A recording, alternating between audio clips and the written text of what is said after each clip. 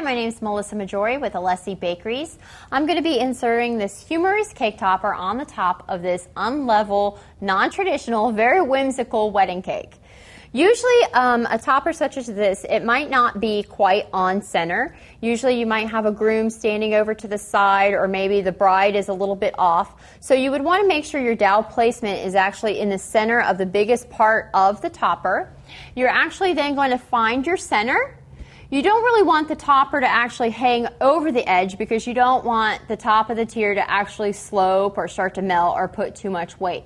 You want most of the weight to actually be underneath where the larger part of the topper is. So basically we're going to find the center. We're going to make sure that the actual edge of the top of the tier is actually going to be placing on the cake and not be hanging over. You might want to measure a little bit, see if you can go in a little bit more or over a little bit more, wherever it may be, to make sure that this topper is going to be stabilized. And then you're just going to gently push it in.